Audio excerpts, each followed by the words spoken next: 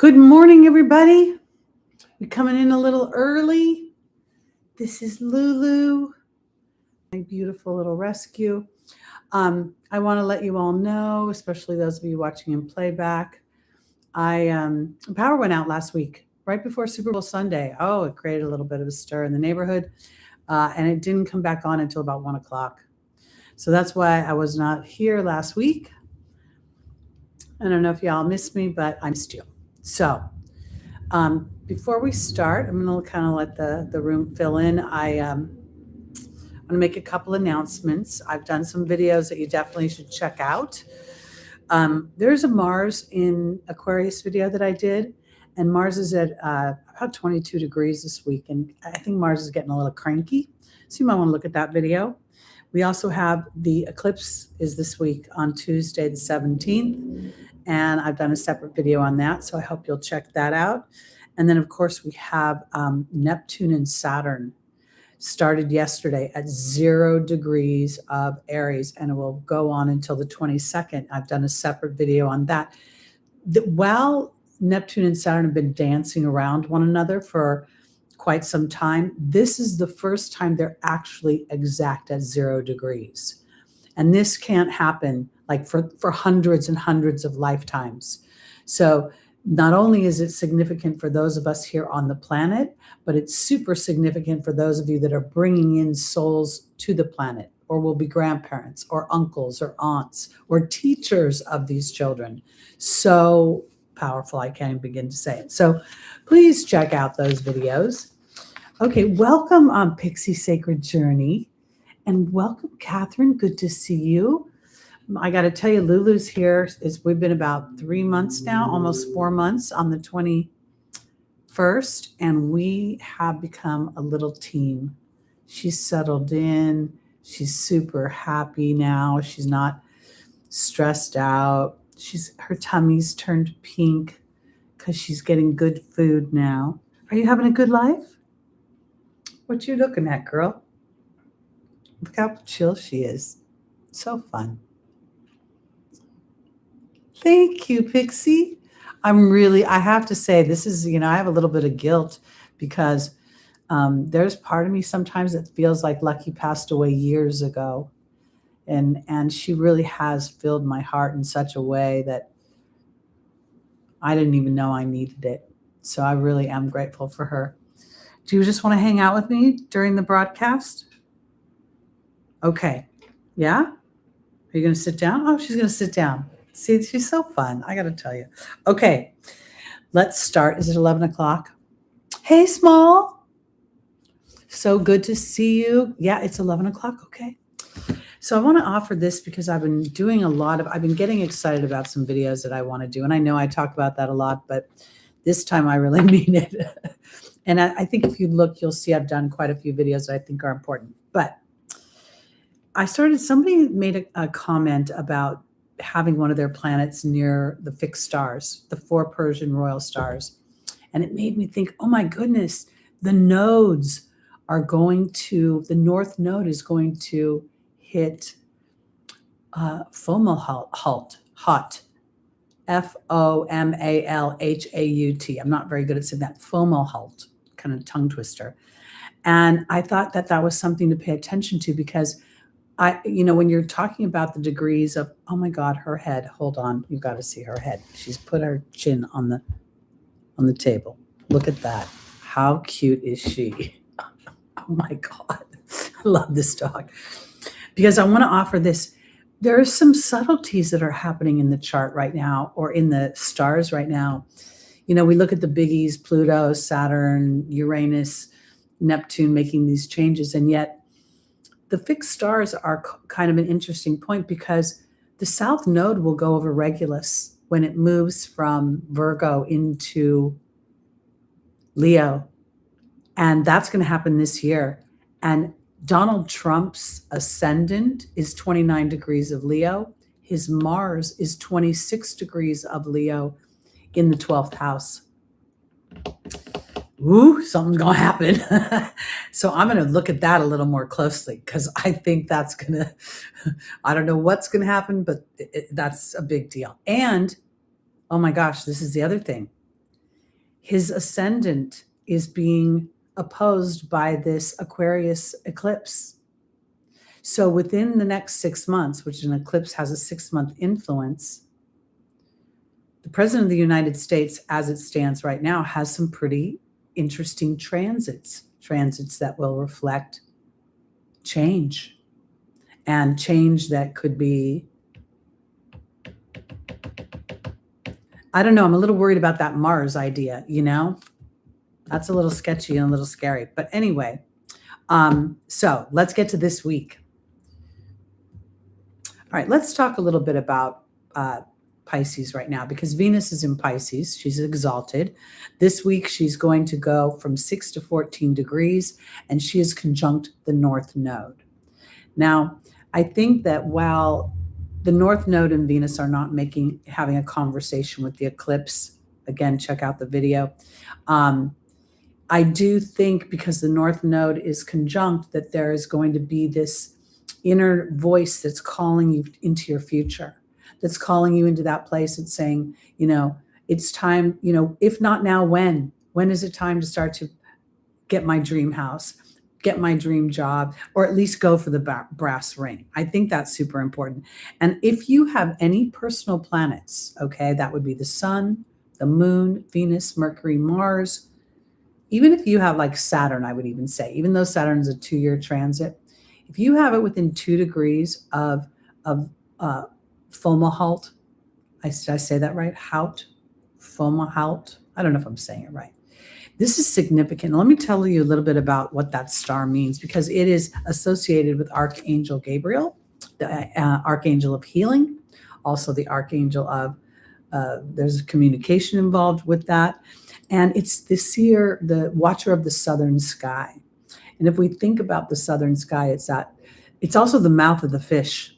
And I think that's important, because it's about what comes out of our mouth.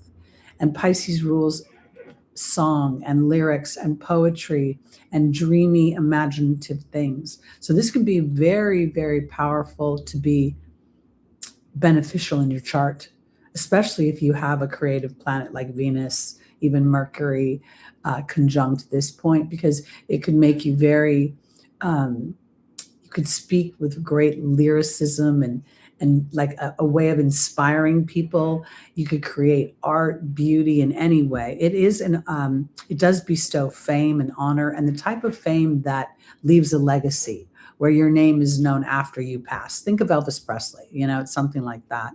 It's also nicknamed the loneliest star, because it is out there in a part of space that's very dark. So it's the brightest star there and kind of holding that space.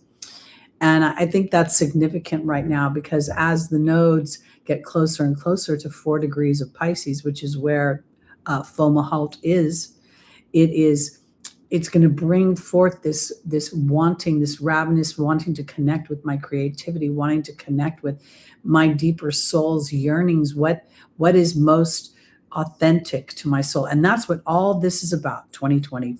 Since we got into the 2020s, but really 2024, 2025, 2026, and the next couple of years are going to highlight this. And while all this is going on, Venus is going again, in her exaltation, she's making a trine to Jupiter.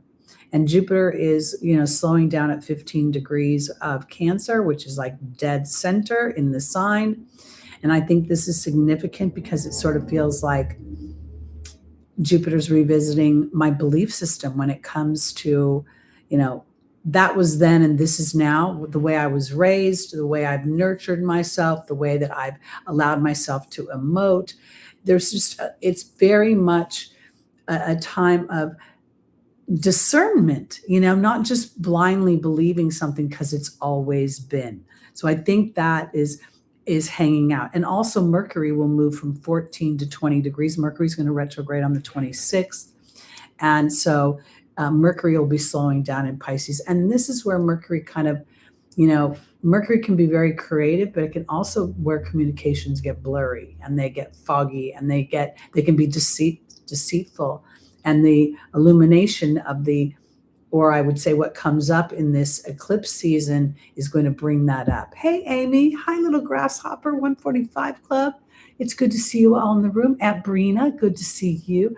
Oh my goodness, this kid, I love her. Honestly, she is fun to have around. Okay, she's ready to go. Hold on. There we go. Yeah, no, she's the dog I thought Lucky was going to be. I shouldn't say that. I love Lucky. You guys know that more than anything. Okay. Now, the other thing that's going on, and this is just like really the most, I know those ears, right?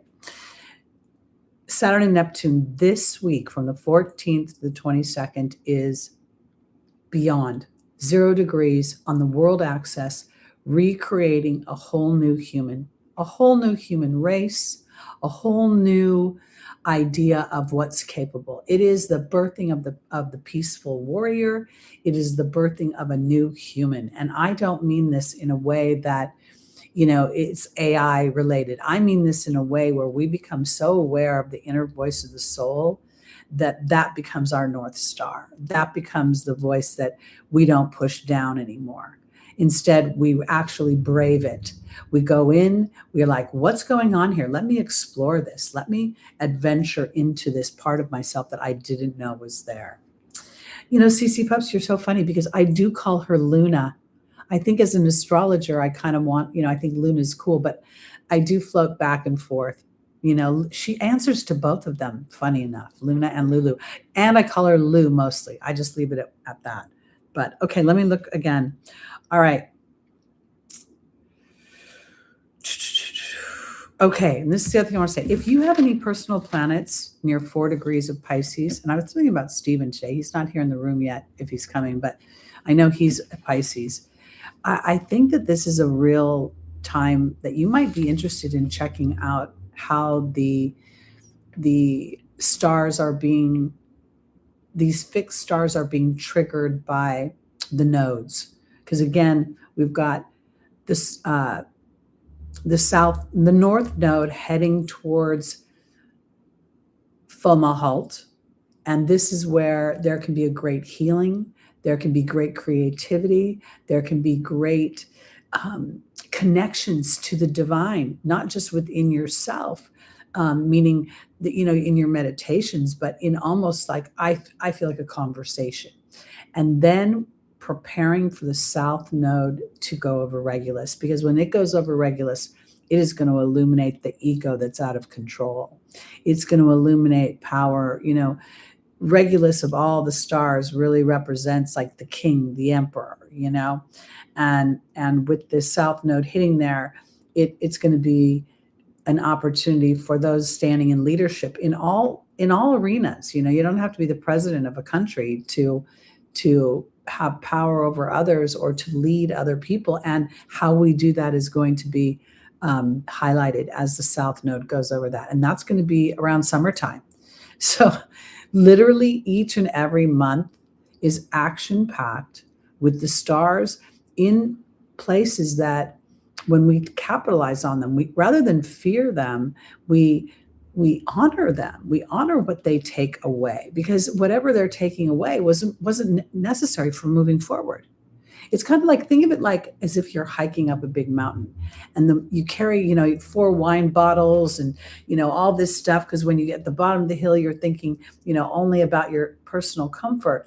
But then as you ascend, you recognize that this is dead weight that I don't need. I need to keep my protein bars with me, and I need to keep moving up. And I leave those wine bottles behind because they're heavy and they're not adding to the story. And that is something I think is going to go on, not necessarily wine, but, here we are talking about Pisces energy. Okay. So there's some things that I think are good about this week, and there's some things that I think are what I think is a little challenging. Because again, I want to kind of emphasize that as new doors open, they bring a light into a house where old doors might need to be shut or need to be or old rooms need to be cleaned out. That's what I'm going to say. So wherever Pisces is in your chart, that could be the focus. With me, Pisces is a lot of my 11th house. That's again in Placidus. So I've been really thinking how I want to produce and what I want to produce for the groups that I interact with over the internet. What are my real hopes and dreams? And 2025 was a hard year, but I don't like chasing the transits. I don't enjoy, and it reflects in my numbers. The moon videos that I do, the full moon and the new moon, they don't really get a lot of traction. But the things I'm more interested in, like the Saturn and Pluto, those videos get more traction. And my point is this: when we look at Venus and Mercury and Pisces, we're looking at what do I love, what do I want to create, and what do I think about it. And Mercury's going to retrograde. So Mercury, while it retrogrades, is going to be aware of fog, deception, and deception is not always somebody else. It could be our own deception. I'm not good enough. I'm not young enough. I don't have enough money. I don't have enough time. I got to blah, blah, blah. Whatever those stories are, Mercury's going to revisit that and then move forward with more intention. Each lap that the planets are doing around the zodiac this last few years, they're not just running anymore. They're examining the environment and they're deciding what they're going to take forward and what they're going to leave in the compost.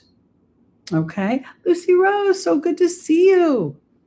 Okay, let's go into our readings. Is there anything else I wanted to say? Oh, I know what I wanted to say. I thought I'd start to play a little game. Thank you, ChatGPT, for this idea. If you have any personal planets in Pisces around, or if you have any personal planets around the 4 Persian royal stars, which is Antares, Aldebaran, Antares, Regulus, and the one that's hardest for me to say, Fomalhaut. Put a heart in the comments if you're watching this in playback. If you want to do it in the chat, that's fun, because these stars bring great benefit. But with great benefit and great opportunity comes great responsibility. And I think that's why they're known as the royal stars, because they stand, that royalty isn't about privilege, it's about leadership. Okay, that's it for me for this week. And be mindful, because when the North Node gets within 2 degrees of 4 degrees of Pisces, I really think that's going to start to bring up some stuff. And we'll talk about that in another video. Okay. Moon in Pisces. Oh, wow. Okay. So you want to check out you want to look.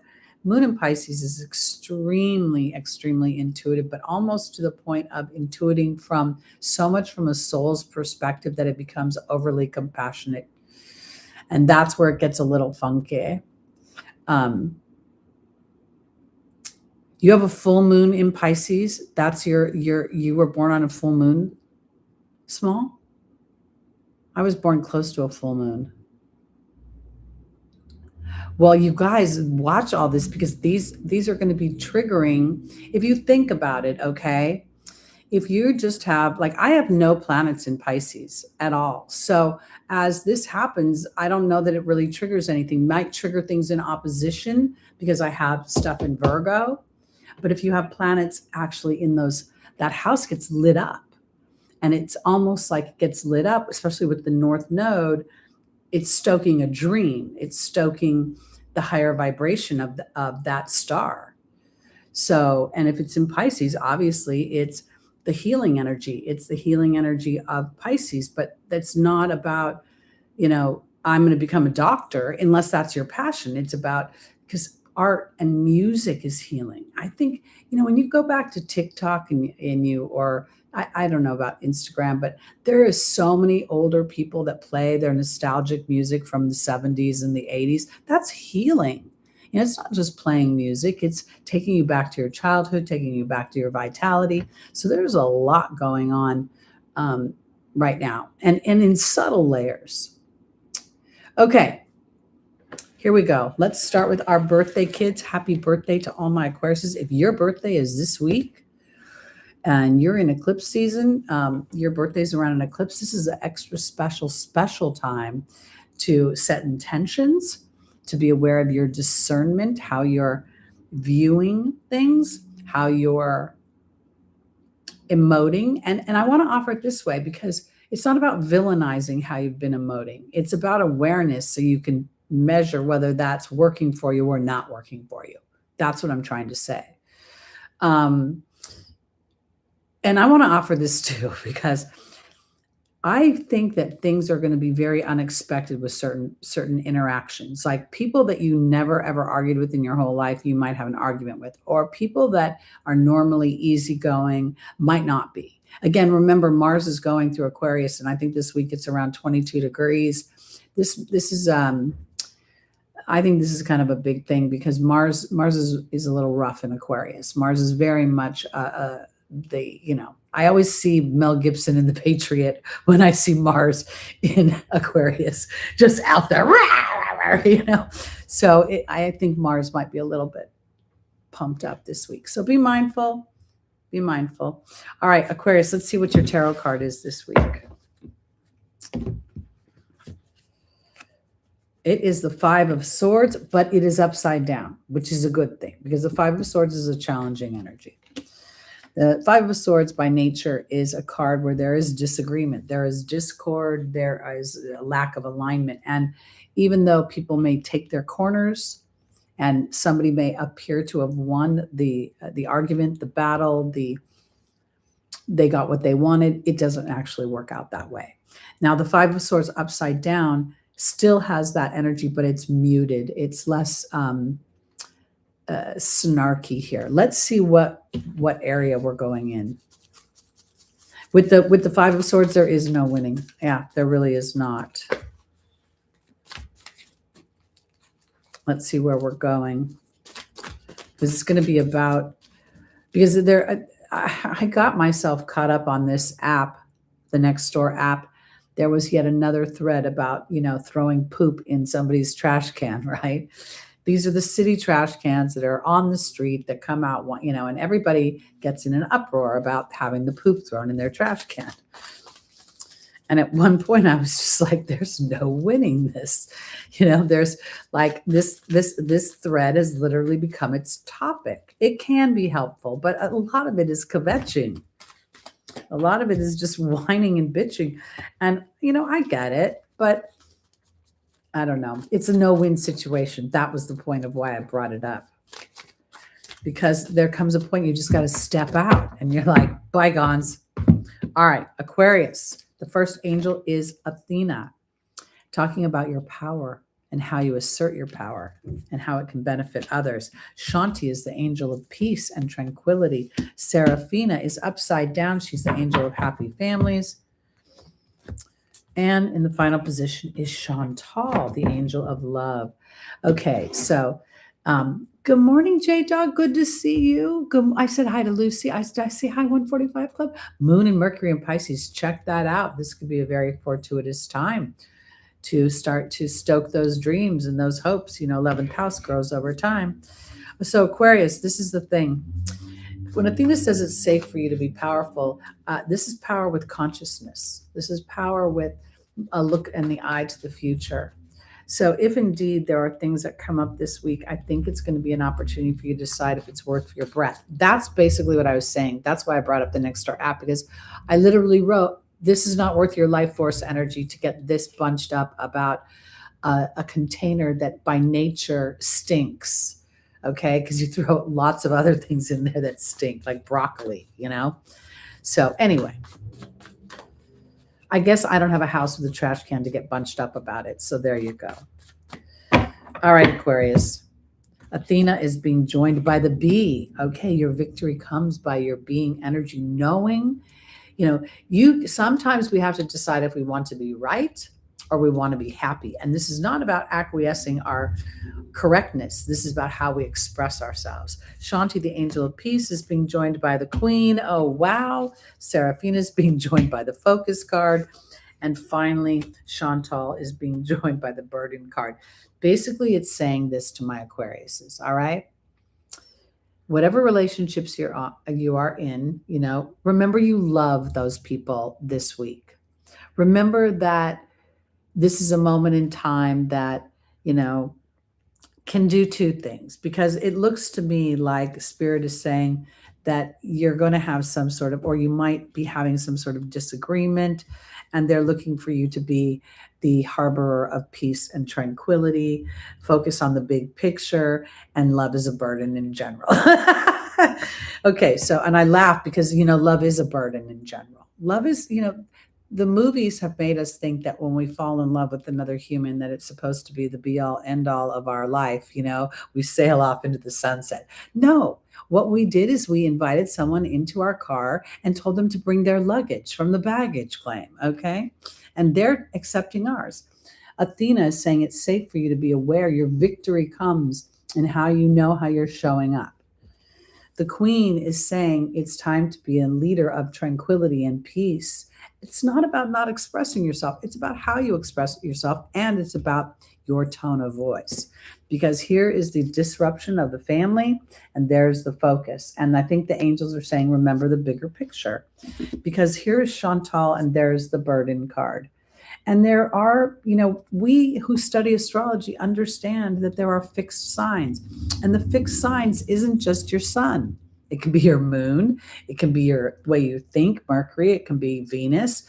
And so when we know this, then we can sort of be like, okay, bygones. You're just hardwired that way, And in doing so, I have choices.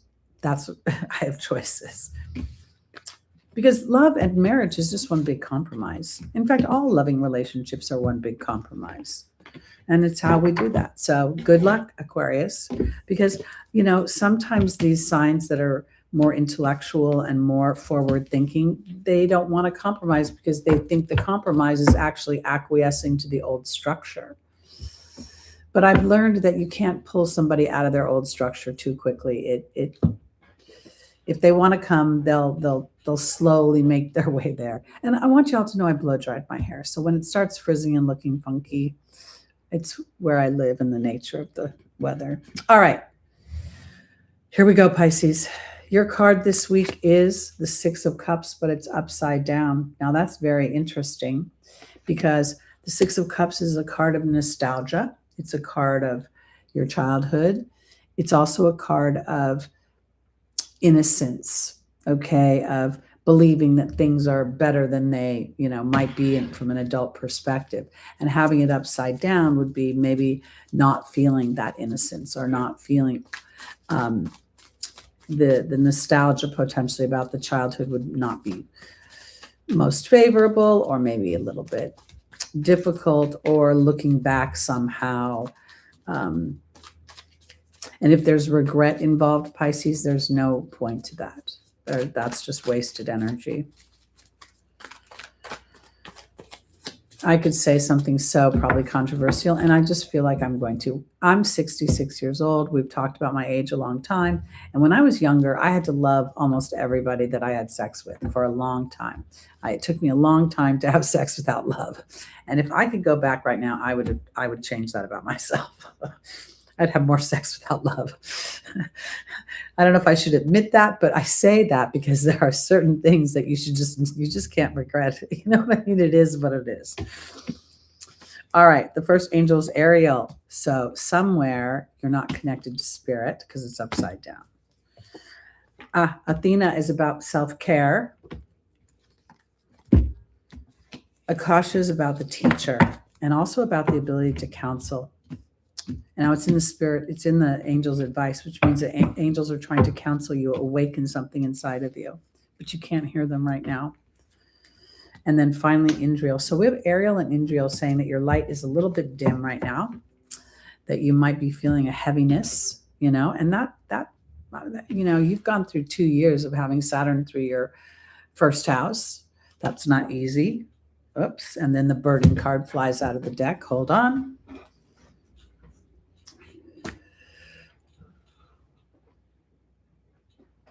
Well, I think intimacy and sex are two different things. Intimacy goes with love, but sex is a bit of a release, and I just kept commingling the two things, and in hindsight, I recognize that maybe that's not necessarily true. I don't know. This could be very controversial because of the way that people perceive intimacy as a commitment, but I don't think God made it that way. I think it's just like all other animals. It's about keeping the species going. You know, it's the harder work of your emotional body and connection that, you know, that's where real intimacy lies. I think, you know, it's in listening to those conversations that we don't agree with, or in giving someone grace when they're losing their mind. That's real intimacy to me. Okay, Pisces. Ariel's being joined by the water fairy. Okay, very interesting, because somewhere you are best wired when you're connected to your creativity, when you're connected to the song of your heart, when you're connected to your oversoul. And somewhere that's a little upside down. That's what Spirit is saying, because here's the emotional water fairy. And I feel like when I look at her today, she's like, hold thyself tightly. You know, like, and not in a fearful way, but in a way that is holding yourself with reverence. Here's Bethany about self-care. And then there's the wealth card. That's where harmonious wealth comes. It's about putting yourself, and I want to offer this too. Self-care is not about getting a manicure or a pedicure. It's looking at all, you know, what am I thinking about? What am I feeling? What am I actually taking action on it? It's sort of, you know, when you think of Pisces, Pisces is a very empathetic and cooperative sign, and can get caught in the depths of emotion and then feel like, if I'm not doing something for you or listening to your problems, then I'm not valuable. And maybe there's a little rewrite here going with that, because this would be about putting thyself first, the opportunity or the obstacle, you know, and it's both here, because the wealth card is saying that's an acknowledgement of all the facets of your human existence, not just finances. Akasha is the teacher, being joined by the truth. That's very interesting. You know, that truth card, as it sits to me, it was like, you know, when you think about Pisces, it's the house that's hidden. It's the house that's invisible. It's the house that transcends the earthly experience. It's literally the guy on stage left, lighting up the actor in the middle of the stage. And this is literally Spirit saying, it's time for you to acknowledge your truth. You deserve to be on the stage. You deserve whatever that stage is. It doesn't necessarily mean literally being on a stage, but putting yourself in a visible place in your own life. And the cat is here talking about healthy boundaries. So that just buttons it right up. Now I want to offer this too, because we were talking about the fixed stars earlier and how the North Node is creeping up on Fomalhaut. Haut, H-A-U-T. This is going to make you, as a Pisces, depending upon what planets, what is going on in that house, because again, I like that Placidus system. So some of the Pisces energy could be in the 12th house. And if any of that's true, it's a real opportunity through your pulling back a little bit, checking in emotionally. Am I connected with the deeper truth of what my soul wants, how I'm hardwired? You know, as a Pisces, you can't ignore who you are. You can't ignore your sensitivity. You could try. And now with Venus and Mercury coming into your first house, potentially, you know, could even be your second house, how your chart is wired. So this would be about healthy boundaries with things that drain you. This would be about putting yourself first and making sure you're nourishing your mind, you're nourishing your heart, you're nourishing your body. So there we go.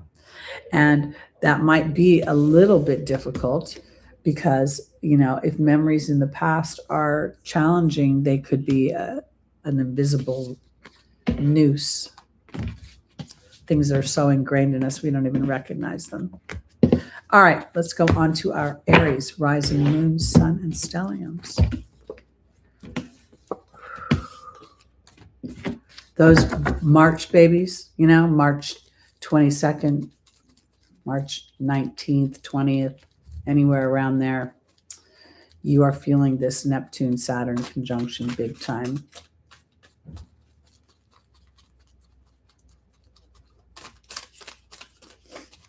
All right, here we go. Oh, what am I doing? Let's start with your tarot card. And it is the 9 of Pentacles, but it's upside down. It's interesting. I'm wondering if these are turning up, and they're all upside down right now. It makes me feel like it's the way I put the deck, but it is what it is, because I want to offer this. With Neptune and Saturn on the world axis, all the cardinals are feeling it in some way. And there is this, you could feel a lack of energy. You could be feeling, tied down by your responsibilities and your obligations. And if for some reason there's a dense energy of that, that card to me is about looking at everything you've created. You might not be doing that. The Nine of Pentacles is the energy of somebody who has tamed the beast within. They know how to venture into themselves. They know how to create their own wealth. They know how to create healthy boundaries. They know how to create a sense of peace for themselves. Now, Neptune and Saturn are restricting and eroding things that don't complement that idea. And literally a new human is being born. When you think about it, the babies that are being born now, all their moms were on their phones the whole time they were being born. Okay, the whole time they were gestating. That's unprecedented. And I say that in such as, yes, in the the 90s and the 2000s, but there is nothing like our laptops and our iPads and our iPod, whatever these are. There's so many ways we are hardwired. So these new kids are going to be hardwired. So as Aries walks this week, I think it's about looking at this eclipse and being like, how have I inadvertently, in my pursuit of heroism and justice or whatever it may be, because when we think about the warrior can go in and just conquer another land, but oftentimes in modern times we think of a warrior going in and saving a country that's off or a situation that's off. And here I think it's about looking at where you potentially could be off, where you're somehow distracted, or you're feeling a sense of erosion, or you're feeling a sense of these two planets oppressing you. And I think if there is a feeling of oppression, then that is a signal that something gets to be released. I have, surprisingly, as these two planets hover over my south node, I find myself actually more inspired. I thought it would be more draining. And when they separated off it, I was having harder time. I'm an Aries rising and a Aries south node. Yes, think about them sitting on their beds with their iPad on their laps up against their stomachs. You think they're holding it up here? You think they're holding it over here? And even if they are, there's still, all that stuff going on. And they're going to be very sensitive children. They're going to remember. They're going to be very soul aware. All right, Aries, let's see where we're going. Okay, first angel is Azure. The second is Bridget. The third is Vanessa. And the final is Isaiah. Okay. Aries has that get up and go, that, I have an idea, let's charge towards it. And then there is this kind of, oh, damn, I forgot this and I forgot that. Okay, give up. Because sometimes Aries doesn't always follow through. So here, as you're saying, you have a potential for success, but on some level, you're going to have to think about how you're going about it, or slow it down and see what the platform is that you're starting with. And that could even be further supported by the Nine of Pentacles upside down. Nine of Pentacles is a very independent card. I did it myself. J-Dog, am I ready for the rain? I am, and I am, but I'm on some weird kicks. Like lately, I've been trying to make my own bread, and this week I'm going to endeavor to make my own sourdough starter. So I'm ready for that kind of idea. I'm trying to eat more food that I make with my hands than I do buy with my money, which is a problem I do a lot. And I got my crock pot, so I've been making crock pot meals. All right, Aries, Azure's being joined by the movement card. Bridget's being joined by the deer. Vanessa's being joined by the king. And the final energy is the focus card. Okay. So Spirit is saying to my Aries that this week during this eclipse season, during the idea that Saturn and Neptune have moved into your house, okay, this is an opportunity to actually know that there is movement happening, whether you're making the moves or not. You know, like it's almost like taking your meditations more seriously, or taking your prep work. How do I feel? What is my actual emotion before I endeavor something? Because there is movement, okay? There's absolutely movement. And I think this is on a soul level. I think it has to do with you redefining yourself and that continued journey of that. Because Bridget is saying to look deeper, and then the deer is here. And the deer is about gentleness and diplomacy on the face of the card. And I actually think that's what it is, because, you know, Aries tends to be impatient, and they're not just impatient with other people, they're impatient with themselves. You know, let's move the story forward. And Vanessa is saying, you need to look if you're standing in true leadership. You know, I don't even think Vanessa's about faith or fear. I think she's asking the Aries people, are you actually standing in your own justice, in your own authority, in your own energy?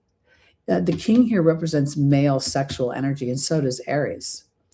And I think this is kind of why, you know, when you look at ancient times, warriors took vows of celibacy, because the pent up frustration of not being able to express that Aryan energy and sex would make them more brutal in combat. So here, I don't think that's necessary, but there's something about stopping long enough to see what the platform of my energy is, because the focus card is straight up, and the time to start new things is upside down, Isaiah. And that makes me think that there's a detail missing. There's something that I get to be aware of. Now, I referenced earlier that a lot of the videos that I did at previous years were transits, like the moon and the weeklies, but I had more success with the outer planets in the numbers. I think that was an epiphany I had, because when I look back on it, I enjoyed doing those, researching them. I was excited about producing them, where when I was doing the wheel, the hamster wheel, I had a whole different energy and I had a different result. So I do think that that's part of what this conjunction in the house of Aries, and you know, let us not forget about Chiron. Chiron is still hovering in the late degrees of Aries, you know, accentuating a wound of self and offering an opportunity to transform that wound into a gift. And up until now, Aries can sort of get into, I've done this and I'm resentful about that. And now that it's your job to kind of look and see if any of those energies really move your story forward, whether they're true or not. So stop, look, and then take your action. See where your focus is. Okay, onward and upward.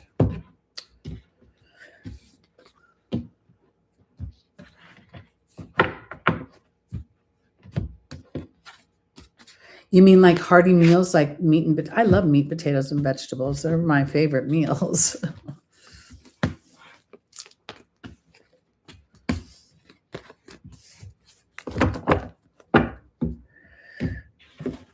All right, here we go. On to our Tauruses, rising moon, sun, and stelliums. The Two of Pentacles, flow. This is very much, I think, a welcome relief for Taurus, you know, because there's a flexibility aspect to the Two of Pentacles, but it's also a flow of money. The other thing about the Taurus energy is, in the traditional Rider-Waite deck, you'll see a ship in the background with a red sail, and the seas are really kind of extreme.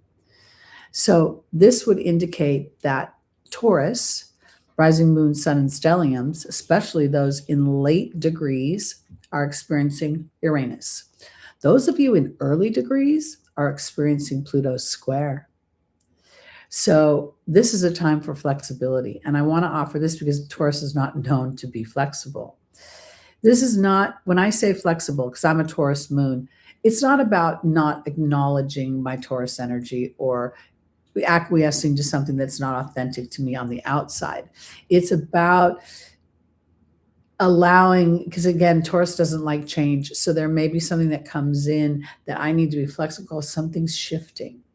Don't know what made me think this the other day, but I remember when computers first started infiltrating the workplace. I mean, I started my work on an IBM Electric, okay, typewriter, where you took white out like this. And when computers came in, I was really intimidated. And I'm a smart gal. I'm not sheepish that way, but I was afraid I'd hit the wrong button and I'd blow something up and I'd get in trouble. There's something about this that has this vibration. I think it's because of the way the spikes are coming off this card today. You may, Taurus, feel like a weird sense of anxiety.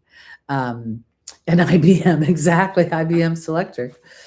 And it was so cool because it would go backwards and it would erase on automatically. We thought that was so cool. But I think that what's happening is those anaretic degrees of Uranus, and then the square that's happening from Pluto to the early. This is the interesting thing about it, because Pluto is technically trining Uranus in the late degrees of Taurus, and that will grow stronger as it moves into Gemini, but it's squaring the early degrees of Taurus. And so there's a funky feeling here. Let's see what Spirit has to say. Oh, I remember too. I can perfectly picture myself in my car listening to Prince's 1999. It was probably like 12 years away, and wondering what my life would be like. Oh my gosh. Now I never wonder what my life will be like. I never look at the very far ahead. Okay. Taurus, our first angel is Bridget. That's about looking deeper. The second is Grace and Antoinette. That's about compassion. Mystique is about charging ahead, but she's upside down. And Ray is upside down. So there's something about you're in your earth body rather than in your visionary body here. Let me see.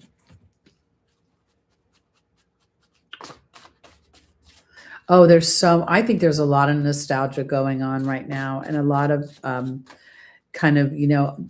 it's interesting to me because there was challenges back then. There was discord. There were bad things that happened, but we those things get blurred out, we just remember the good things. And the same thing will happen in these times, we'll look back somehow and extract the good things versus the bad.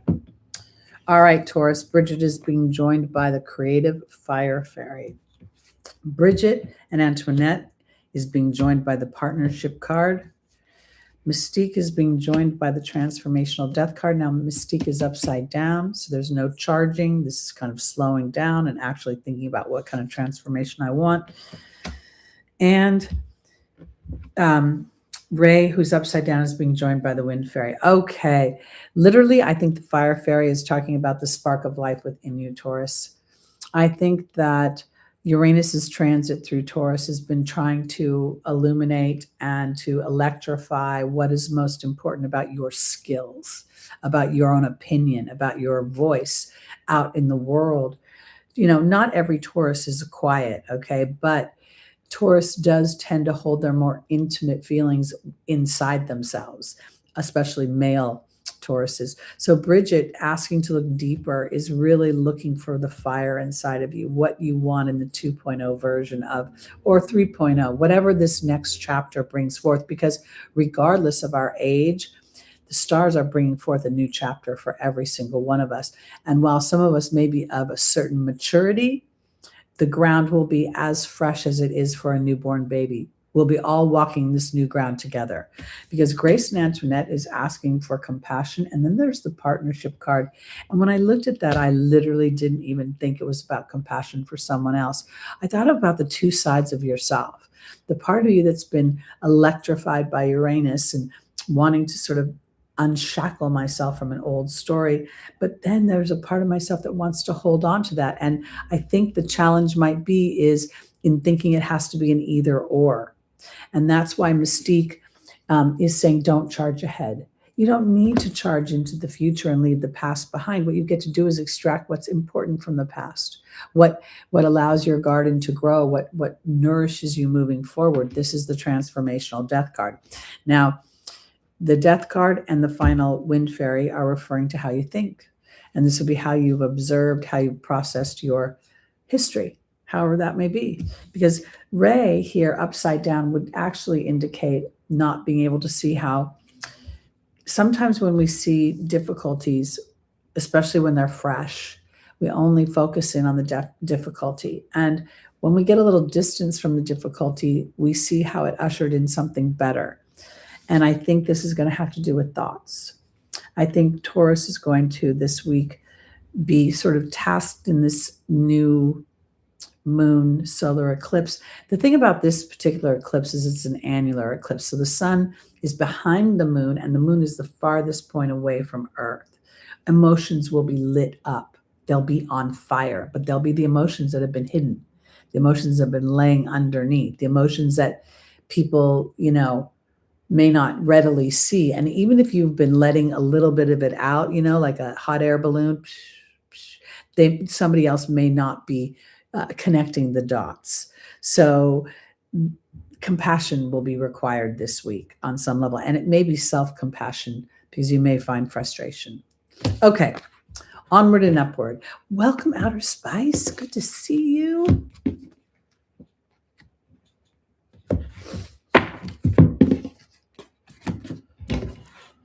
Okay, we're on to our Geminis, rising moon, sun, and stelliums. Oh, we have the Hierophant. This is a lovely energy. This is the first major arcana card we've gotten today. And, I'm always pulled to different decks for different reasons. And as I look at this, Geminis are thinkers. Geminis are our information gatherers, the ones that dispense the important news before they sail off to the next, their next, I don't know. I always kind of think of Gemini a little bit like Paul Revere, I give you my information and I move on. Well, here this feels a little bit like a slowdown. And I don't mean it in a negative way because I see this connection to the stars. I see this rainbow that's sort of over, hold on, let's see if I can get away from the rainbows, and they're part of his cloak.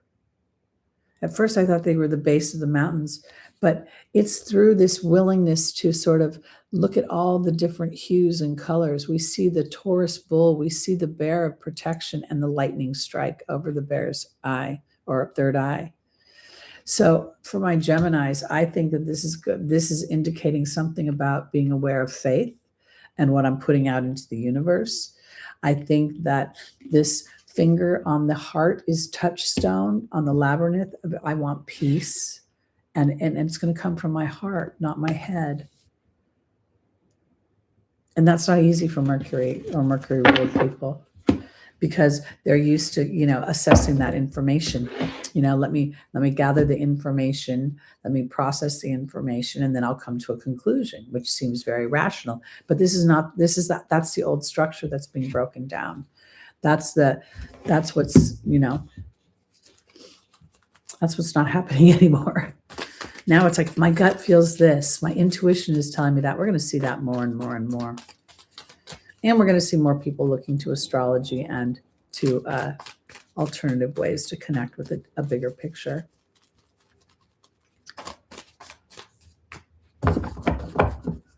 Oh, I love that rainbow equals promise. It is, because it's the promise after the storm. You're absolutely right. We forget about these old sayings. All right, Gemini. Our first angel is Xana, but she's upside down. The second is Fiona. She's straight up. The third is Ariel, indicating she's upside down, so we need to connect. And Bethany is upside down, so there's a lot. You're in your head, clearly. You're over processing things because Xana is saying, I don't feel protected. Things from my past are going to creep up and bite me in the ass. Because when she's straight up, she's saying that the things from your past are done. You can rest assured. Now Fiona says, now that you've asked God and the angels for help, be open to receiving that help. Well, if you're a Gemini, you can overthink it. Well, was that a coincidence? Is that true? Maybe I should, maybe I shouldn't.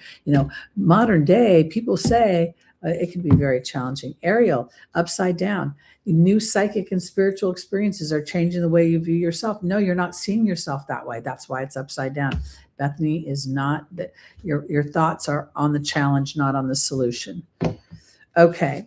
Xana is being joined by the protection card. Now, this is funny because Xana talks about protection and protection from the past.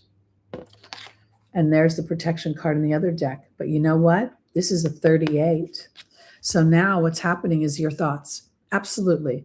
Will I believe that I'm being protected? Will I believe that whatever's going on, I lost my job, my boyfriend is cheating on me, I have no friend. I mean, it could be whatever story. I'm this age and it never happened for me. I need to go, seek something else out. And I don't think that's true. I think it's about seeking out your connection to your soul, to God, because there's a big fat illumination coming, but it's getting blocked right now. Let me see who joins Fiona. The communications card. Could it be more obvious? I will say this. I have told Spirit, especially last year when I was very vulnerable in so many ways, I, at one point, wasn't sure I could continue doing the show because I was like, I don't know if I believed in anything anymore. I'm having a total crisis of faith. And while I was saying that and wanting to give into it, I could hear in the back of my head, you'll miss the vista. You're a moment away. Don't give up. And that inner voice is what kept me going. Okay. Because Ariel is upside down and there's the high priestess. So literally we're having 2 of Gemini's 4-card spread. I don't feel protected, but you are protected. I don't feel connected, but you are connected. And there's the joy card. This is literally saying to Gemini, get out of your head, get into your heart, let whatever your troubles are today sit on the side. You can pick them up again in a day or 2 if you like. This is an eclipse week. Put your intentions in there. Put your, if you think about it too, any of the air signs, while we love to see these orbs be tight, the air signs naturally trine each other. And when you're a Gemini rising, all your air signs are your Dharma houses. Okay. So you're going Gemini, Libra, Aquarius, 1st, 5th, and 9th house. I'm finally getting these things in my head. Maybe it's the mushrooms, the lion's mane I've been doing, because I think that there's something about remembering that Dharma houses reward. Rewards are not always the absence of a challenge, but when we walk through that challenge, or we say, how do I identify myself? 5th house, what do I love? 9th house, what do I believe? And then I start to act as if, I know that bread isn't good for you, but I thought to myself, bread isn't good for you when you go to the market because the ingredients thing is this big. When I go make a thing of bread, it's 4 things: flour, salt, yeast, and water. So I started to rewrite things and I started to think about how my body responds, how my mind responds. I have noticed because when I don't drink, I notice that I get major damn sugar cravings. I ate last night a whole pint of Jenny's darkest chocolate ice cream. I tried to stop. But then I gave up because it just tasted so good. And I thought to myself, oh my God, this is 1,000 calories you're eating and you're going to get gas and you're going to feel terrible. And I thought, no, I'm really enjoying this. And I did. And I didn't get sick from it. So I wonder sometimes if it isn't what we do, but how we perceive what we're doing. Gemini. Okay. Jenny's is Jeni, by the way, J-Dog, if you want to check it out in the market, because it's super yummy. And the reason I bought it was because I heard it's the chef's favorite. And it's made with all natural old type ice cream, good old fashioned cream, kind of thing. All right, onward and upward. We're going to our Cancers, rising moon, sun, and stelliums. The 9 of Cups. Oh, this is lovely. This is the wish fulfillment card. This is where I've been focusing in on. I almost feel like when I look at this card in the reflection of the camera, I feel like all those lotuses look almost like singing bowls, singing bowls. And I feel like when I'm looking at this and her focus is on her cup overflowing. So let's see where we're going. Remember, Jupiter is going through your 1st house, technically. The peach one is good. Oh, I'll have to check that out. I'll see if they have that at the market. I love peach. It's one of my favorite flavors if I like fruit. Funny, I don't like raspberry. I'm not a real big strawberry fan. You know, strawberries have to be like super, super heirloomy, you know, the ones I never buy them in the market. Harry's Berries makes the around here grows the best strawberries, but again, I don't eat many. I like mangoes and papayas. Lately, I've been making a tea. This tea is Wyman's Wild Blueberries with some thyme and then some fresh frozen cranberries I put in here as well, and ginger, and then a little bit of honey and a sprig of either lemon or lime, depending upon what I have. All right, back to our Cancers. Shanti, the angel of peace, is straight up. Ray is straight up. Francesca is inverted. And finally, we have Azure. Okay. Well, I will say this for my Cancers. There must be some sort of Jupiter's retrograde must have brought something to you that gave you some sort of awareness, or you were able to review or revisit something that brought expansion. Because Shanti is the angel of peace and tranquility, and she's being joined by the deer. That's very nice. Ray is being joined by the eagle. Francesca is being joined by the queen. And finally, Azure is being joined by the partnership card. I want to offer this because not everybody is looking for a partner. Some of you already have partners. Some of you, might have, maybe you're interested, maybe you're not. But this is what I want to offer. This wish fulfillment card, there's a sense of strange peace coming to me. Yes, the eclipse is on the year of the horse. That's right. Oh my goodness. That's so cool, because the deer, this feels like a kind of a Cancer interior job. Like I suddenly feel a sense of peace, like everything's going to be okay. Just got to keep my eye on the prize, stay connected to spirit, not let myself fall into the crab crawl, remember that I'm a receiver, I'm a creator, I'm a fertile being, and I'm not just fertile with my womb, I'm fertile with my mind. I'm fertile with what I can attract to me, because the partnership card to me was feeling very much like the outcome that Azure is saying will come is because I've come into partnership with my own willingness to deserve, knowing that I wasn't put here just to suffer. And I want to offer this too, because I do believe, certain strains like Buddhism, life is suffering. Yes, life is contrast, right? But suffering comes from our viewpoint, because when we surrender to the contrast, we don't have to suffer.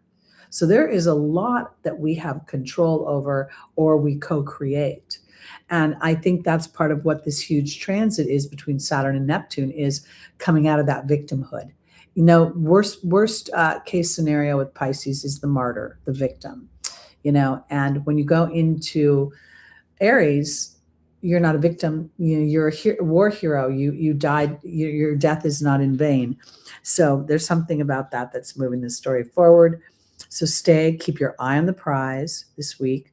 Remember that Jupiter is benefiting you. It is bringing you bounty, and I think it's bringing me a few extra pounds, to be honest with you, because before I went on my bread thing, I started making little mini cakes, little mini red velvet cakes too. I don't know what's going on. I'm watching too much baking shows. All right, on to our Leos, rising moon, sun and stelliums.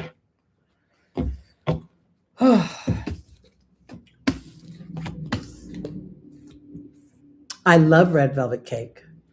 I really, really do. I haven't gotten very good at making these cakes, though. I got to tell you, I'm not a very good baker, and I need to practice.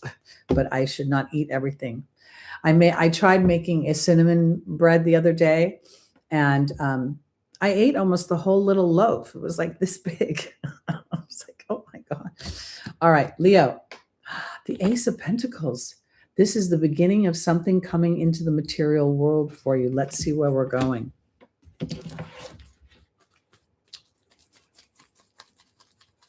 I know. Well, I asked ChatGPT to tell me how to make a cake for one, like break down the ingredients. And that's pretty sad. And I'm trying to make loaves of bread for one. That's easier because the bread seems to last longer. Whoops. All right, let's see what's coming into the material world for our, what's interesting about this card too is the red butterfly. Red is the color of abundance, but it's also the color of the base chakra. So all of a sudden, when I looked down at the card, I wondered if Pluto's opposition to Leo, especially for our early borns, was somehow bringing in something where you're recognizing something about your survival instinct or your base chakra or what is most important to you at a base bottom level. Are you talking about the tarot deck? Let me think what it's called. I think it's called something Guiding Star. I think I still have the box. I can actually go look. You want me to go look real quick? Let me grab it. I'll see if I can figure it out. Hold on.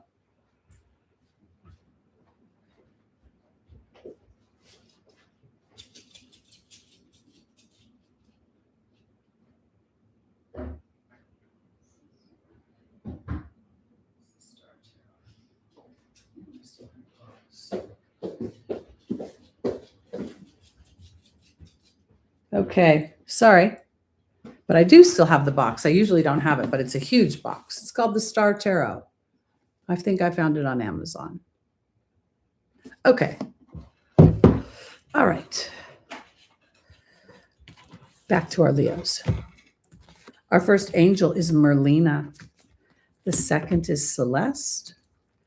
The third is Adriana. And the final is Azure again. I wonder if there's a career move coming for our Leos or something a little bit.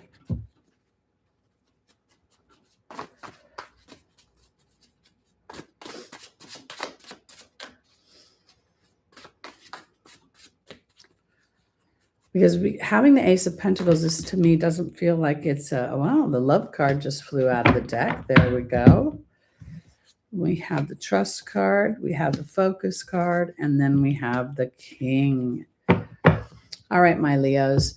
Merlina is interesting because, this is an old Doreen Virtue deck, and Merlina is a wizard. And I find it so contrary that a wizard that has balancing elements throughout the artwork is indecisive, that there's some sort of confusion. It talks about doing research. I don't think so.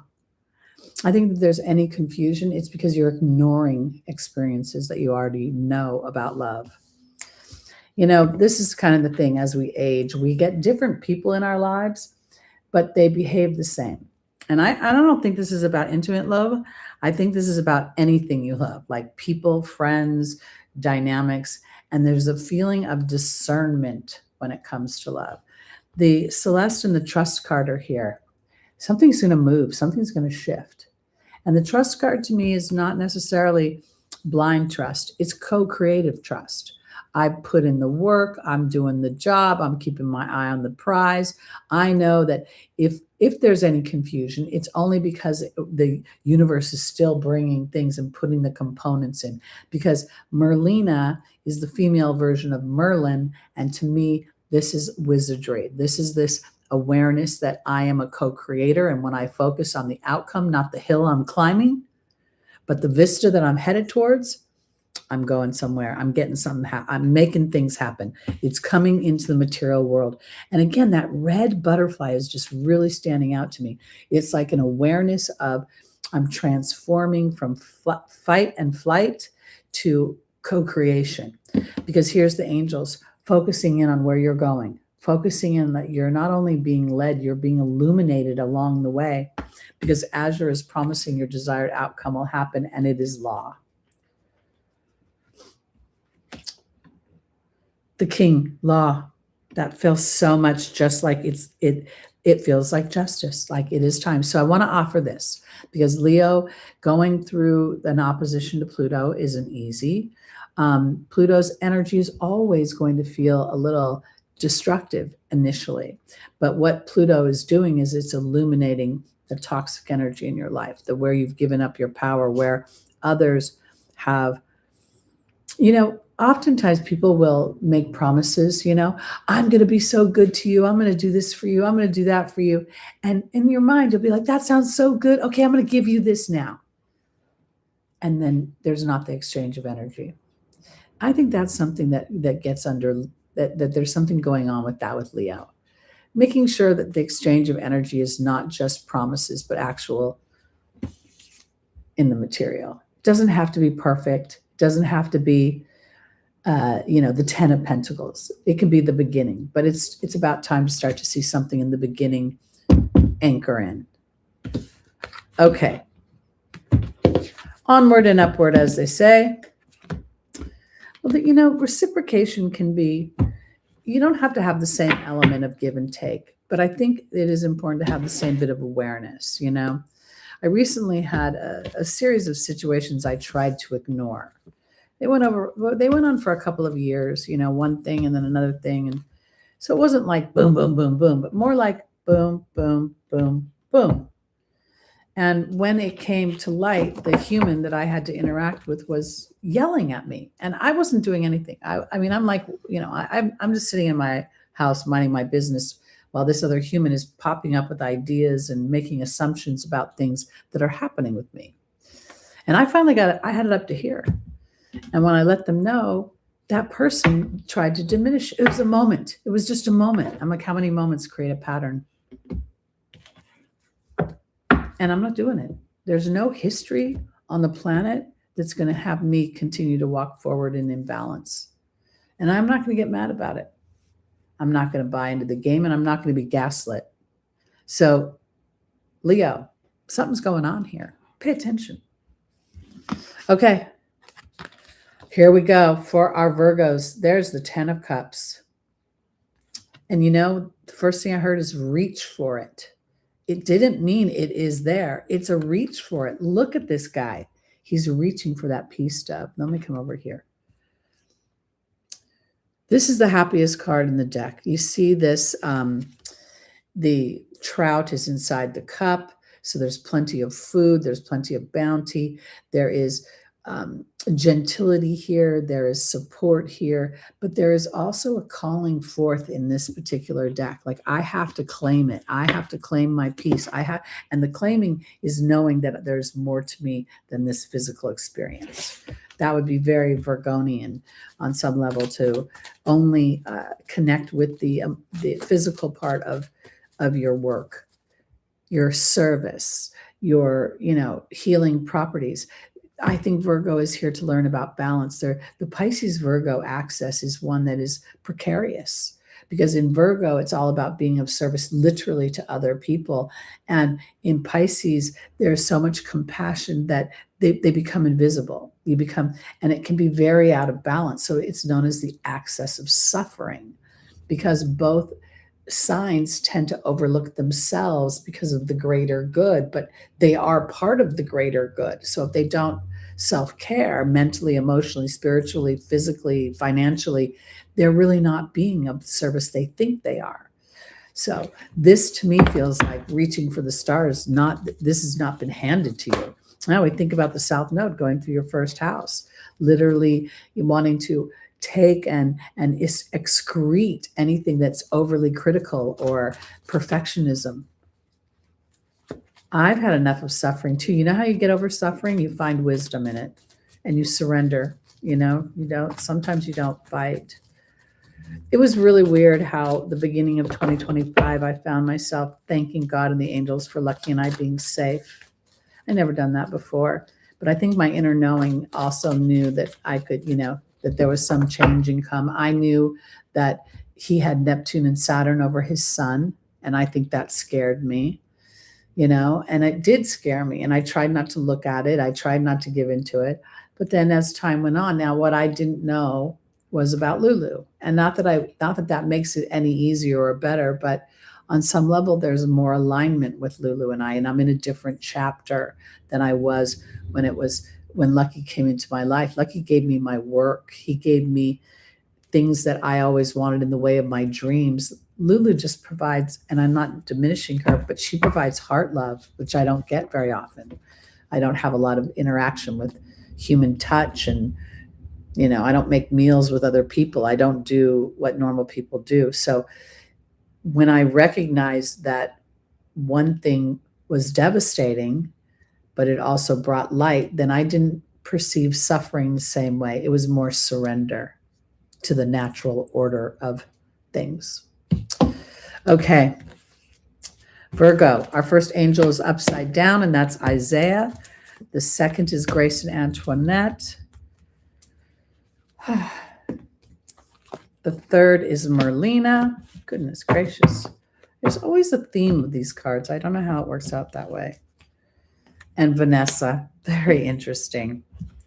So Isaiah is talking about new beginnings, but it's not a time of new beginnings. It's a time of standing wherever you are and assessing it, apparently.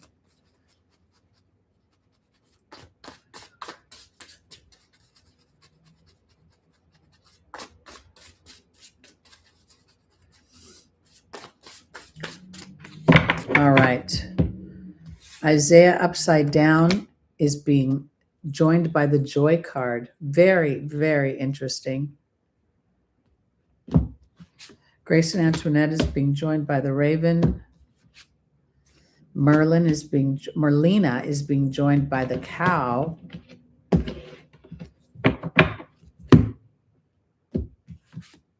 And the final card is the Love card being joining Vanessa. You know, Virgo, it's interesting to me because my perception of astrology is very, I don't take things at face value ever. So when I go into the sign of Virgo and the natural sixth house of enslavement, of work, of health, my daily habits, I see it as an extension of the fifth house. And it's my job to mentally connect. I just have to back up for 1 second. Christopher Witecki believes or says his theory is that Chiron rules Virgo. And I buy it, okay? And I say that because this makes sense of where I'm going. I believe that Virgo is not about being enslaved. It's not about being of service blindly to others. It's about taking the talents of the fifth house and what brings me joy and moving that into my sixth house of work and service to others, which then brings the wisdom of Chiron, the benefit of Chiron. So that leads me to this. It's not time to start something new. It's a time to be joyous. It's a time to look for the things that are frivolous and fun and silly and make you laugh. Grace and Antoinette is about compassion. And there's the Raven. It's about time to have some self-compassion, Virgo. You know, you don't have to get up and, if it brings you joy, that's one thing. But if it brings a sense of, I got to do my laundry, I have to do this, I should do that, rethink things. Do I need to do that right now? Or if I'm going to do it and I feel compelled that I must do it, how can I bring more joy into that situation? Because in the angel's advice is Merlina and the Cow. And frankly, when I looked at that, it just came right up to nourishment. And it wasn't about nourishment of food, although that could be part of it. It was the nourishment of joy and how laughter and joy. There is a group of people, and they're older people because, that's kind of how things roll sometimes. They're well into their 60s. They meet on Main Beach here in Laguna. And they wear a blue t-shirt and they're a laugh club. And they literally sit in a circle and they just laugh. Now, I think it seems stupid. I think it seems like, trying to recreate some sort of drug high, but they believe it's a vibrational uplifting. And I can't disagree. I just can't buy it. But where I'm going is that's what Virgo needs right now. That south node going through your first house is eroding everything that you have built that has been on sort of a false ground of obligation, duty, responsibility, service to others, where I am invisible. Because even though, that sixth house is supposedly so far away from the 12th house, they're on the same axis, and there is a sense of invisibility attached to it. You're my employee. If you don't do the job, somebody else will. That's invisibility to me. Because here, Vanessa is asking you to stand on, you look at how do I process love and joy? How do I allow that to express itself? Do I do it because when I will tell you right now that I know in my family, If I don't get up at every moment and ask somebody, can I do the dishes? What can I get for you? I am then talked about. I'm a lump. I'm not worthy to be there. I got tired of the role, so I left the building. So Virgo, you get to redefine your role to yourself. If you want to sit down and watch a show and giggle for 2 hours and let the dishes sit in the sink, it's okay. If you need to do those dishes and then sit down because it'll be more comfortable for you, that's okay. But whatever it is, do the joy. Be the joy. Be the laughter. Be the fun. Okay.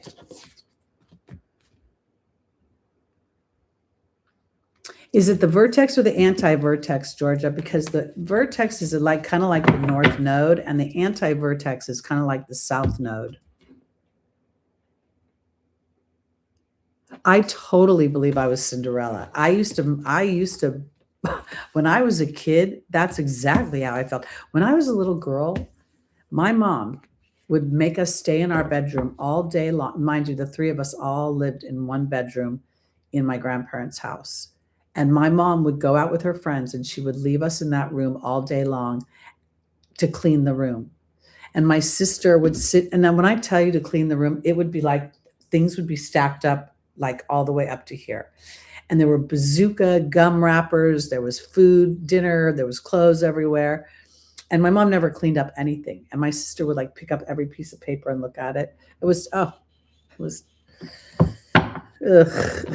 not a fun childhood. Anything that gets you giggling. Okay, on to our Libras, rising moon, sun, and stelliums. There's the strength card, and it's upside down. Now, this is interesting. Most of the cards are coming up upside down. This is the Leo energy. The strength card is a card of, in ancient times, it was about fortitude, kind of a Capricorn energy, if you think about it, because you have to continue down and have the strength to continue on a journey where I'm taming some sort of beast within. Now, this is upside down. There's no longer a need for a journey, and there's no longer a need to tame something. Now, I'm going to show this to you upright because in this particular deck, we see the Kundalini energy that's represented by the snake, and we see the figure 8 over her torso. There's a lot of fire color in this. So I think that this is more about maybe potentially settling into whatever we're going to see for our Libras. And when I say that, I mean,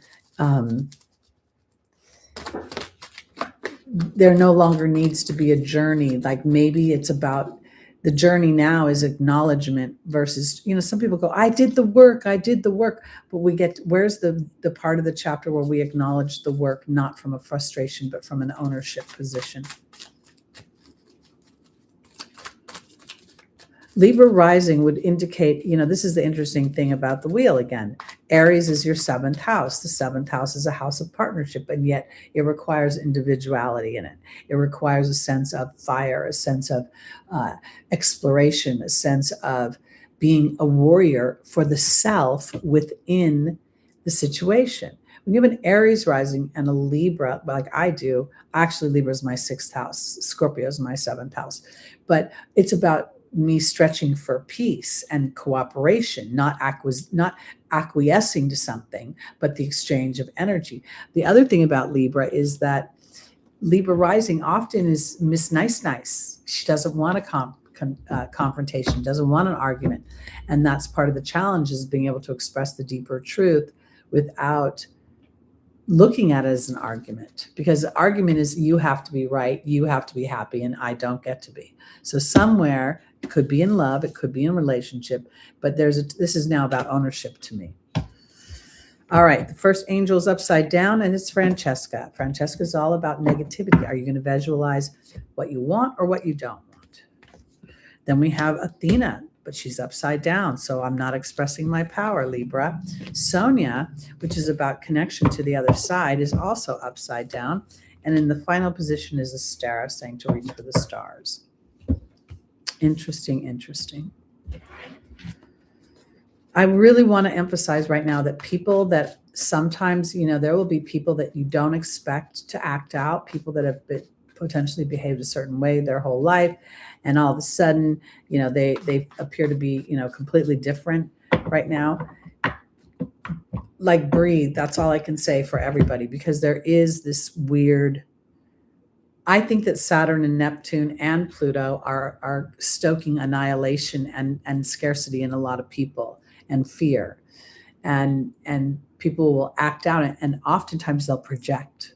And with the Libra energy, you could suck up that projection without discernment, and you're going to think it's you. So, because Francesca being upside down, Athena and Sonia all being upside down, something is upside down. Movement, okay, is joining Francesca. Athena's being joined by the fire fairy. Sonia's being joined by the deer. And Astera's being joined by the queen. Okay. I want to offer this because with my Libras, if you think about, if we just go whole sign, Virgo's your 12th house. That means that somewhere in there, you have hidden feelings of having to be perfect, having to be there for other people. There can also be hidden criticisms going on, hidden perfectionism type tendencies. Because when I see the movement card and I see Francesca upside down, Francesca is saying, what are you going to visualize? Negativity, or are you going to visualize something more positive? I think this is literally, the movement is not physical movement, but the discernment of that very thing. Because with Athena being upside down, there's a fear or potential that if I assert myself, there will be a price to pay, or a negative price to pay. And the fire fairy is saying no, and she refers to optimism. So what we've got here is two separate pieces of this spread, kind of polarizing negativity and positivity. And when we get to the angel's advice, this is about slowing down. It's about being gentle with yourself. It's neither one nor the other. And Sonia being upside down would indicate to me that you can't hear the soul's voice here, because somewhere you're still floating between what's expected of me as a harmonious, peaceful partner, or Miss Libra nice. But here in the final position, with both cards being upright, the Queen and Astera are saying that when you express yourself from your authentic place, before the frustration sets in, before the I've held this in for so long, now it's popping out, or whatever the case may be, it will be more successful. So there is a very good possibility that during this eclipse week, the seeds are planted for there to be more independence, more a vision of the future. Again, this is an Aquarian eclipse. So there's something that will break down an old structure and give life to a new structure. And I think that structure could be how you interact.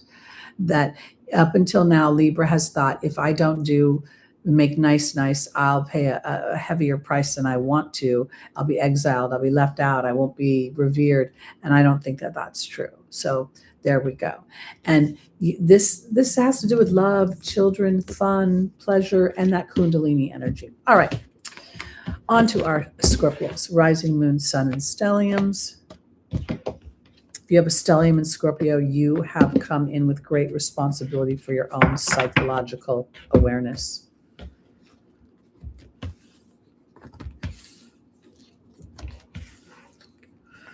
Okay. Scorpio, the Knight of Wands, but upside down. So many upside down cards today. So the Knight of Wands is an adventurer in passion. He's pursuing passions. Let's see where we're going with this, because upside down, there might be a lack of passion or lack of pursuant. Now we have a square to Pluto. Early born Scorpios will be feeling that. And recently, what I've been noticing about this particular square, and not so much to the Taurus energy, but to the Scorpio energy, is you're being backed into a corner to sort of be very aware of your own psychological makeup, where your own toxic thoughts, your own toxic habits are starting to tip the scales. And I think that's what the upside down night is, because it's about re-engaging your passion, re-engaging your light in your life. And if for some reason, the combination of a Pluto square to a Pluto person, meaning Scorpio, it can be very challenging, because the feelings of annihilation, the feelings of destruction can be very strong right now.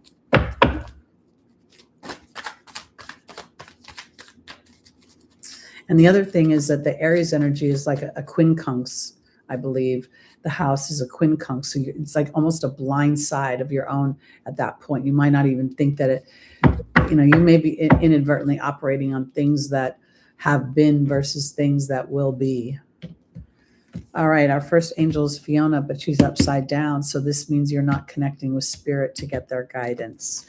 The next card is Bridget, and Bridget's upside down, so we need to look deeper into a situation. Shanti is upside down. There's a lack of peace and tranquility. And finally is Chantal. This is the angel of love and romance. All of them are upside down, which means we're sitting in some sort of compromised energy, and we're more in a reactive state than we are in a state of awareness or a state of intention. And that can happen when we're, when two humans start to interact and things are not aligned, we as unconscious creatures tend to want to have validation for our point of view. And that's where you see two people start to talk over each other, and they start to, because somewhere here, I feel like I need to slow the roll. Let's see where we're going.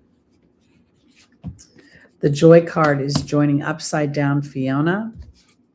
Bridget is being upside down, is being joined by the Focus card. The Letting Go card is joining Shanti, the angel of peace and alignment to that peace. And then the Deer is about gentleness and diplomacy. Okay. Scorpio, this is not an easy spread. I'm going to say it to you. And I want to offer this because the eclipse is squaring you, right? The Aquarian eclipse, depending upon your degree, but the houses square each other. So there's something about a new beginning that's going to require you to see where you potentially backed yourself into a corner. Because now that you've asked God and the angels for help, be open to receiving. You haven't asked God and the angels for help. And this Joy card is kind of interesting to me because it's a 37. And I feel like this might be where Scorpio is almost forgetting, I don't think that's a Joy card. I don't think you're standing in joy. I think you would be standing in more joy if you felt more connected to support and spirit, because your focus is off.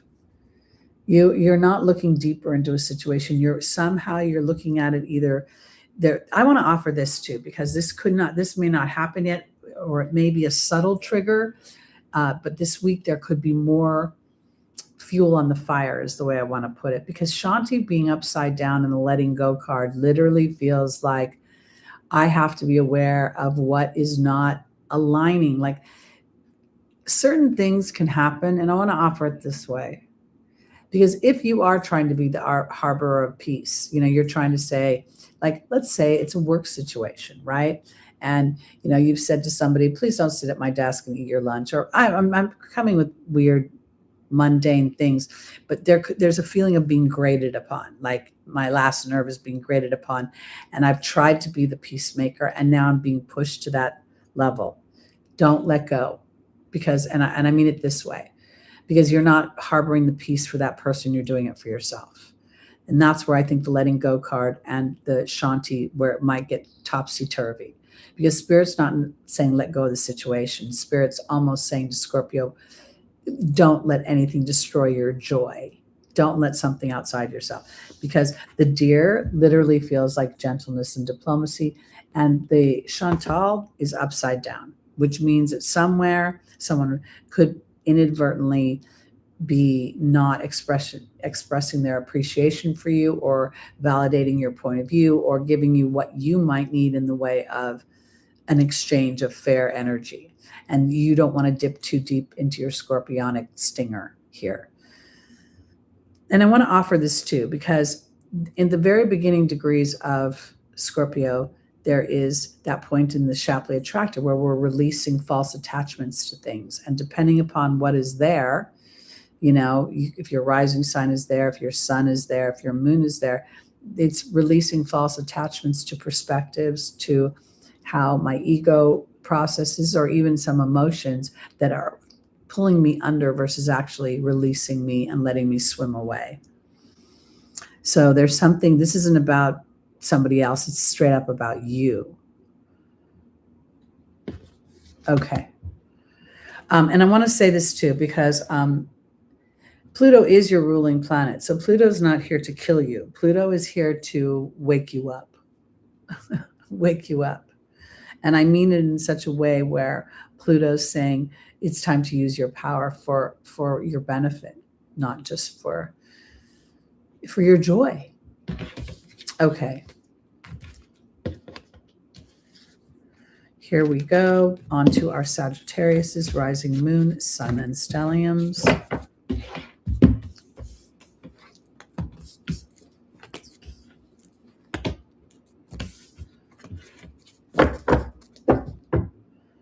All right. For our Sagittarius, here's the Knight of Swords.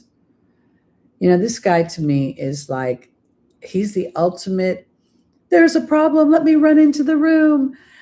He can be a little harsh. He can be a little abrasive because he immediately sees, like, it's almost like a panicky energy that I get when I look at this guy. All the knights are in action. All the knights represent this virile stage in the human experience.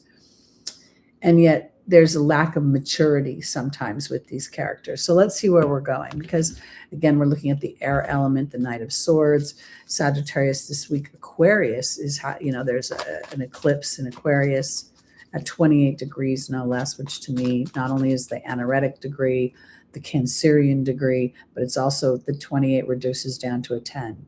So somewhere I'm really having to look at how I think, how I protect my thoughts from people that, or situations or television shows or commercials, you know, that would exasperate my fears or even my anger. And maybe there's even a cautionary tale about moving too quickly. You got to make sure you see the magic under your feet before you move.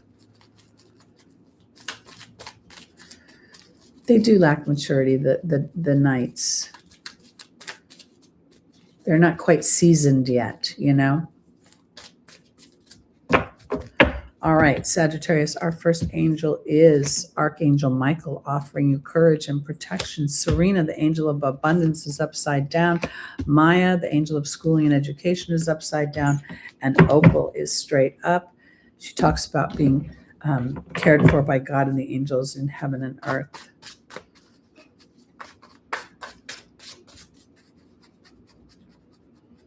I think he's present because we have to have the courage to surrender to the things that have been working for us but are actually not good for us. So, and I say that we think they're working for us, but they could be long, slow erosions. And courage is not necessarily standing in the face of danger. Courage is an ability to look at what isn't working within ourselves, what isn't making us happy, and then saying, I'm not going to do that anymore. Archangel Michael is being joined by the dragon, power and strength. So that's the courage to be calm, to have that inner strength without having to prove your strength to another person. Serena's upside down because there isn't Sagittarius. Be aware of your energy this week, of how serene you feel about the steps you're making or the choices you're making. I have been, as I said, I've been working on some video ideas, and some of them I'm so excited about that there's a part of me that just wants to get to it. That's that Aries energy. And my Taurus moon is like, no, take your time. Make sure that you get all the points. You're going to make a series of these. These are evergreen videos. These are, people are really going to like them. Trust the process, because the being energy in the opportunity, the obstacle, and the angel of abundance. She's not just about, I mean, her name is Serena, but she's talking about being serene because I know that all the resources I need will be provided for me. And that is where your being energy gets to align. Maya is about schooling and education, but she's upside down. And this would be Sagittarius, your ruling planet is Jupiter. Jupiter is in exaltation. And every once in a while, we have these moments where we forget the things that we've learned. Sometimes when I get in my human mind, I forget that I think, oh my goodness, I need to call that person back. They inquired, but they never booked, da, da, da, da, da. And then my oversoul will say, sit down first, connect with spirit, invite in all the people who will best be served by your gifts and your talents. Then go back to your emails and follow up. It's a real, this for Sagittarius is a real awareness this week during eclipse season of your be do have. What is my being energy? Am I calm? Am I understanding that what I endeavor, because I'm excited about it, doesn't mean that I have to just jump on it and act, or rather be intentional about my steps? Because that's what the focus card is about, what you've learned, what you know inherently about how to manifest what you want. And there is Merlin. Okay. And to remember that you are a child of God and you are a major manifester, and what you want will come into balance. It will be just, and you will be the co-creator of this. I want to offer this too, because if you're actually manifesting something in the material, I remember when my sister first got married and then they decided to buy a house. She went through this period of time when, it was a lot of money in the 90s, and she was pregnant with her first babies, and she got really nervous. And I said to her, you are the kind of woman who, when you get excited about something, it just happens for you. Remember that. And sure enough, it did, because this is kind of what I want to say. Sagittarius, when you get excited about something, anything you want, you don't need to over manage it. You just get to focus in on what you know inherently through your Jupiter energy, your connection to expansion, to abundance, to things coming to you, because you're connected to the angelic realm. That is your magic. That is your secret weapon. That is your Excalibur. And God is watching over you. Source energy, the universe. All right, let's go to our final sign. I'm only a few minutes over today. I'm trying to stick this to an hour and a half. But I was born with the gift of gab, and I will continue to gab. I'm sure well after my heart has stopped beating, my lips will still be moving. My hair will still be growing bigger this way. All right.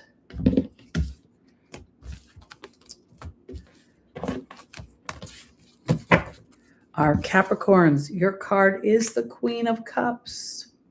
This is beautiful.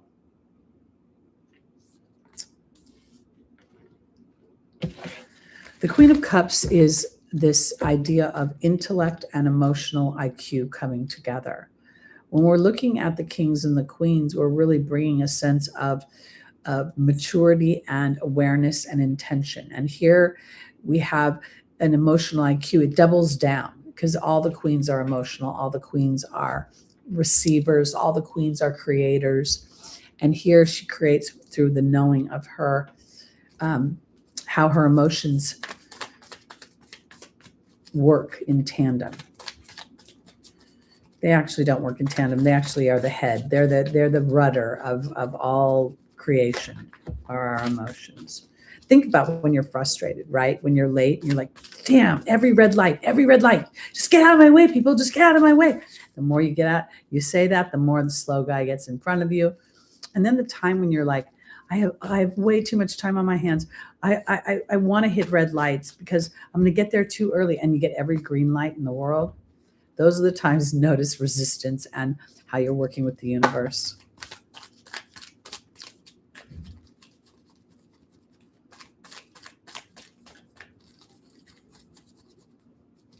Oh my gosh, what happened?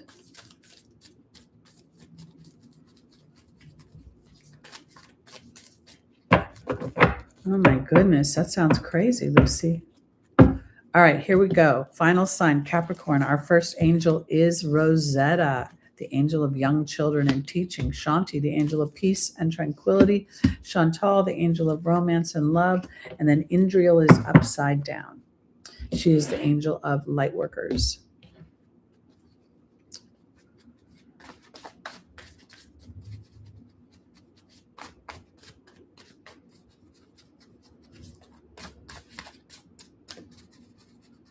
Oof, that sounds a little scary. I know. I don't even drive anymore because of my, I honestly just gave it up. Just one day I decided I didn't need a car anymore. And I see cars go down the street. I'm almost afraid to drive because people are so aggressive and angry, especially here in congested California. Rosetta, the angel of children, and is being joined by the dragon. Shanti's being joined by the love card. Chantal's being joined by Merlin.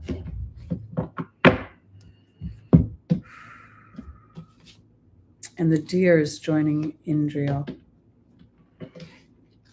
It's interesting when, we think of Capricorn ruled by Saturn. Saturn is the co-ruler of this eclipse, which I think is very important because we don't often think of Saturn as an innovator, as somebody who is a libertarian. We only think of Uranus that way. And when I look at the Queen of Cups, I feel as if there is a certain, there's certain things that are hitting me today. And I think this is like a crane, or I don't know exactly what kind of bird with this big beak, but look at its red. This is similar to that butterfly earlier. There's something about basic instincts. There's something about an awareness of what's underneath. When I look at that beak on the bird, I feel like the bird digs down for something. And so when I'm looking at this, I feel like Capricorn might be stoked this week with emotional things that are down deep, that are at a primal level, that base chakra. And when we talk about Rosetta, I feel like I'm talking about the inner child. I'm talking about being more aware of not the old goat that, has all those duties and responsibilities, but rather to capitalize on this queen and to allow myself to remember that, my inner child needs a little nurturing, needs to be a little silly, needs to be needs a little love, a little peace, a little tranquility, because that's what I literally think that my Capricorns might need. Now, in the angel's advice is Chantal, the angel of romance, and Merlin is about alchemy and justice. And I really kind of feel like this is really a much more universal love. Yes, it could be the love of another person or wanting to feel more revived in love. The Queen of Cups is there. But when I look at Capricorn and I think about those that watch this content, you are evolving. You've had Pluto go through your first house. Pluto is now going through the house of your self-worth. It's a Pisces. It's an Aquarius house, but it is still a house nonetheless of emotion, of history. And Capricorn, Aquarius, yeah, I had to think for a second, because here there's a feeling that potentially the planets this week could make you aware emotionally of old stories or of old things where your responsibility, the adult in the Capricorn was played to rather than the child. And you may have a sense of nostalgia about that. It may feel a little bit as if it's dimming your light. You may feel like you're going back and forth between two versions of yourself. One that was easy on some level to manage because it was very well delineated. What was you were obliged to, what you were responsible to. And now, if you are rebelling against that, or you are saying no more to an overly responsible situation, then you might have to remember why you're doing these things. Why you're going through the trouble of birthing a new you. And Spirit is literally saying to remember and to give life and power and strength to your inner child. That's where the love and the peace lies. That's where the balance lies. When we look at children, we give them grace that we don't give adults. They get to be silly, they get to laugh, they get to fart out loud, and we don't just think they're disgusting. But at a certain point, we think you should know better. It's very Capricornian, very Virgonian, actually. Here, I think it's about being gentle with yourself this week as you birth a new version of yourself that is aware of what you should know better, and then decide whether or not that know better is still a rule that is active. Maybe it's expired. Okay.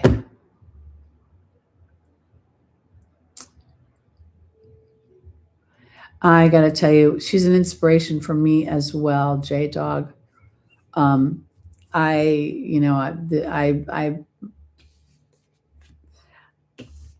don't even have words for what I think about Small Wildflowers and how much I think about her and how much I revere her and how much I think she's the bravest.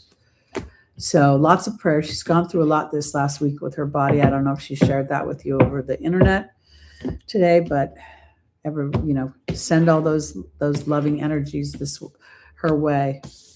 All right, you guys, that's it for this week. And barring any unforeseen situations, we'll be back next week. Every once in a while, I got to tell you, living in my area is kind of funny because even this morning, the power was flickering, and I don't know if it's because of the construction they're doing or whatever, but I kind of feel like every once in a while, people drink, they hit a pole, and none of us have power. I think that's what happened. I think somebody was... I don't even know the exact why the power went out last week, but I'm pretty sure it was a pre-Super Bowl Sunday thing. Thank you, Small Wildflowers, for being here. It's just so good to have the whole tribe together. Watch this week for new content that's going to be coming out. We'll be doing a Mercury. I'm pretty sure the Mercury video is coming out this week. And then there's some other fun stuff. So thanks, everybody. I will see you next week. I love you all. I'm praying for your peace of mind and for an easy... I don't think the road ahead will be easy, but our perception on that road will make it as easy as it could possibly be. So good luck with that. All right, everybody. Peace out. I'll see you next week. Bye. Bye, bye, bye, bye.